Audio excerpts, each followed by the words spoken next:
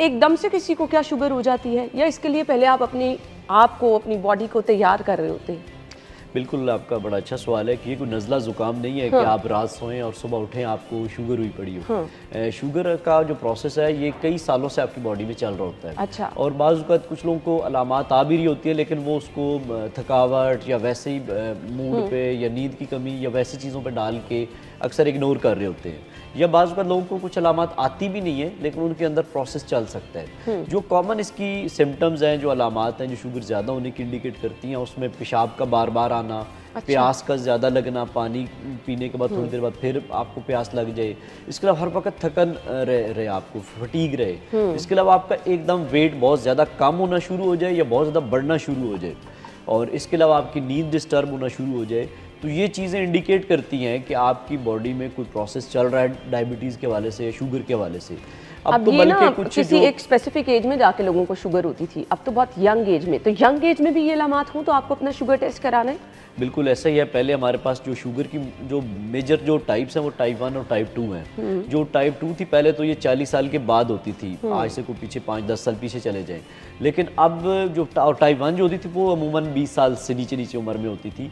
लेकिन अब ये दोनों यानी कि टाइप 2 जो बड़ों वाली है या जो लाइफस्टाइल रिलेटेड है, इस जो इंसुलिन रेजिस्टेंस की वजह से है, ये इवन यंग एज में आना शुरू हो गई है। मेरे पास से ऐसी क्लिनिक में अब बच्चे आते हैं जो 12-13 साल के हैं, जिनको हमें पहले टाइप 1 बनाना पड़ता था कि इंसुलिन वाली शुगर समझी जाती थी कि इंसुलिन लगनी है, लेकिन उनकी अब शुगर टाइप 2 आ रही है जो कि 40 साल के बाद आती थी। ऐसे ही मेरे पास एक बच्चा पिछले दिनों आया 14 साल का, उसकी स्किन पे बस रैश बना है, जल्द पे खारिश हुई, जल्द के डॉक्टर के पास गए, उसने एहतियातन वैसे ही टेस्ट करवाया कि कहीं शुगर तो नहीं है। पता चला कि जो शुगर का जो एवरेज टेस्ट है HbA1c वो 14 से भी ज़्यादा है। और टेस्ट करवाने पे पता चला कि ये टाइप 2 है जो बड़ों वाली शुगर है। कुछ टेस्ट भी हैं सम टाइम जिनसे आप शुगर अपनी अर्ली डिटेक्ट भी कर सकते हैं। कई साल पहले आप अपने अगर मैं चेक करना चाहूँ तो लाइक आपको सपोज कोई अलामत नहीं आ रही, लेकिन आप ये चाहते हैं कि आपको शुगर हो तो नहीं सकती या हो तो नहीं जानी।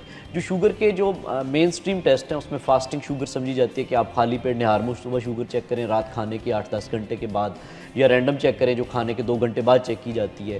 ये इसके अलावा एक टेस्ट होता है एवरेज HbA1c जो 3 माह की एवरेज शुगर बताता है आपको। ये सम टाइम आपके बहुत लेट जाके ख़राब होते हैं, लेकिन जो बेसिक प्रॉब्लम है वो इंसुलिन रेजिस्टेंस का। उसका टेस्ट अगर आप पहले करवा लेते हैं तो आपको सालों पहले ये मालूम हो सकता है कि आपकी बॉडी में वो यानी कि बीज जो आपने बोए हैं वो पौधे तो शायद अभी नहीं बने, लेकिन वो बीज आ गए हुए हैं, वो आपको प्रॉब्लम लेटर ऑन स्टेज पे आ सकते हैं। तो उसके टेस्ट का नाम है HOMA-IR, HOMA-IR, homeostatic model of insulin resistance. इसमें 2 चीज़ें चेक होती हैं, आपकी फास्टिंग शुगर और फास्टिंग इंसुलिन। उसकी कैलकुलेशन के जरिए अगर आपका जवाब 2 से ज़्यादा है तो उसका मतलब है कि आपको इंसुलिन रेजिस्टेंस डेवलप हो रही है। और इंसुलिन रेजिस्टेंस का मतलब है कि आपको sugar, blood pressure, cholesterol, fatty liver और ख़वातीन में PCOS के प्रॉब्लम्स, ये इस एक बीमारी के साथ लिंक्ड है। ये सारे प्रॉब्लम्स आपको लेटर स्टेज पे हो सकते हैं। महफूज रखने की सबसे मेजर चीज़ इसमें 4 चीज़ें जो लाइफस्टाइल में जिनको अगर आप ठीक कर लेते हैं तो आप अपने आप को शुगर जैसी या इससे रिलेटेड बीमारी से बचा सकते हैं। कभी भी नहीं हो सकती अगर आप अपना लाइफस्टाइल ठीक कर लेते हैं। लाइफस्टाइल में जो मेन चीज़ है वो आपकी खुराक है, और खुराक में भी ये है कि आपने बेसिकली ये बीमारी है कार्बोहाइड्रेट्स की। कार्बोहाइड्रेट्स मौजूद होते हैं आपके, जितनी बेकरी की चीज़ें हैं, जितनी आपकी रोटी चावल की फॉर्म में है, तो ये वाला जो सिंपल एंड रिफाइंड कार्बोहाइड्रेट्स हैं इनको कम या लिमिटेड अमाउंट में यूज़ करें। इसके मुकाबले में आप अंडों का इस्तेमाल ज़्यादा करें, सब्जियों का इस्तेमाल ज़्यादा करें, गोश्त का इस्तेमाल करें, चने, लोबिया, दालें वगैरह का इस्तेमाल ज़्यादा कर लें, और रोटी का पोर्शन कम कर लें। हमारे यहाँ असल में रोटी गिन के लोग खाते हैं, 2 सुबह, 2 दोपहर, 2 शाम।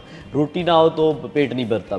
साथ में बिरयानियाँ खा भी ली एक प्लेट तो रोटी की तलब रहती है। क्या करें, क्या कभी कभी भी मत खाएं ये चीज़ें, बिल्कुल ही छोड़ दें? कम कर लेना। अगर जिनको तो शुगर हो चुकी है वो तो लिमिटेड अपने आप को करें, जिनको नहीं भी है और उनके इशारों किनारों में शुगर चल रही है या फैमिली हिस्ट्री है या वेट बढ़ रहा है तो वो ये चीज़ें कम कर लें। अगर ये चीज़ें कम कर लेते हैं तो उससे भी है कि आप अपना जो इंसुलिन रेजिस्टेंस या शुगर होने का प्रोसेस है उसको कम कर सकते हैं। इसके अलावा बाकी चीज़ें ज़्यादा खा लें, जैसे नाश्ते में आप 2 से 3 अंडों का इस्तेमाल कर लें, साथ में कोई दही का इस्तेमाल कर लें, कबाब जो शामी कबाब है वो ले लें, और इसके अलावा बेकरी की चीज़ जैसे ब्रेड है उसका इस्तेमाल ना करें। जो बेकरी की चीज़ें उनको तो टोटली अवॉइड करें।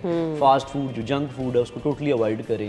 दोपहर में सैलड का इस्तेमाल ज़्यादा करें, साथ में एक से छोटी सी रोटी ले सकते हैं, शाम में भी इसी तरीके गोश्त का इस्तेमाल ज़्यादा कर लें, तो इन चीज़ों से अपने पेट को भरने की कोशिश करें। दूसरा कंपोनेंट है फिजिकल एक्टिविटी, उसमें आ जाती है वॉक एंड एक्सरसाइज।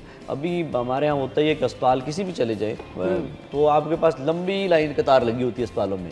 अब किसी पार्क में जाते हैं तो वहाँ आपको कोई बंदा नज़र नहीं आता, कोई नज़र आते भी हैं तो बेचारे जिनसे वैसे ही घुटने ख़राब में बूढ़े लोग हैं, चला भी नहीं जा रहा। मस्जिद में भी चले जाएँ तो एक लाइन होती है, जो लोग बेचारे मुश्किल से बैठे होते हैं, जिनको चलना भी मुश्किल होता है। तो प्रॉब्लम ये है कि फिजिकल एक्टिविटी ना होना भी आपकी शुगर की तरफ आपको लेके जा रहा है। इसके अलावा जो आजकल के दौर में जो इस सब चीज़ों से ज़्यादा खतरनाक है वो है स्ट्रेस का एनवायरनमेंट। स्ट्रेस, एंग्जाइटी, नींद का ना पूरा होना, ये भी शुगर करती है? ये भी शुगर कर रहे हैं। Don't Like tell me. आपकी सपोज नींद आपकी प्रॉपर नहीं है, सारी रात मोबाइल पे या स्क्रॉलिंग करते गुजर गया है, रात 2-2, 3-3 बजे सो रहे हैं, सुबह फिर ऑफिस या जॉब पे जा रहे हैं, तो प्रॉपर नींद ना होना तो आपकी बॉडी में कुछ हार्मोन्स का ख़राब होते हैं, स्टार्ट हो जाते हैं। जिसमें कॉर्टिसोल एक हार्मोन होता है जो बढ़ना शुरू हो जाता है, जिसकी वजह से आपका शुगर, ब्लड प्रेशर का प्रोसेस बॉडी में स्टार्ट हो जाता है और बिलावजह भूख और क्रेविंग होना स्टार्ट हो जाती है, जिससे ना चाहते हुए भी आप वो चीज़ें खाना शुरू हो जाते हैं जो मैंने अभी आइडेंटिफाई की हैं। फिर उससे आपका वेट भी गेन होना स्टार्ट होता है, फिर आपको शुगर, ब्लड प्रेशर, और फिर आप अपना केयर करना भी स्टार्ट खो देते हैं कि आपने को अपना ख्याल भी रखना है। तो ये चीज़ें हैं, अगर आप इन चीज़ों को मैनेज कर लेते हैं, अपनी डाइट को मैनेज करते हैं, फिजिकल एक्टिविटी बढ़ाते हैं, साथ में अपनी स्ट्रेस को मैनेज करते हैं, नींद प्रॉपर लेते हैं, तो आप अपने आप को इन सारी बीमारियों से बचा सकते हैं। यानी आपका लाइफस्टाइल अगर अच्छा भी है तो ये आपको बहुत स्ट्रेस में रहना, बहुत ज़्यादा सोचना, बेचैन रहना, ये भी आपको डायबिटीज़ की तरफ लेके बिल्कुल ले जा सकते हैं। तो एक वाज़े तौर पे ये बात सुन लें कि अगर आपके लाइफस्टाइल का, कुछ लोगों की आदत होती है बहुत सोचते हैं, बहुत ज़्यादा स्ट्रेस लेते हैं, और आजकल का इन्वायरमेंट ही ऐसा हो चुका है, हर बंदा स्ट्रेस में रहता है, हर बंदा 24 घंटे सोचता रहता है, हर बंदे के सर पे परेशानियाँ, ये आपको अल्टीमेटली मुख्तलिफ बीमारियों की तरफ लेके जा रही हैं। तो अपने लाइफस्टाइल के साथ आपको इन चीज़ों को भी मैनेज करना है, अदरवाइज़ बहुत ज़्यादा प्रॉब्लम हो सकती है।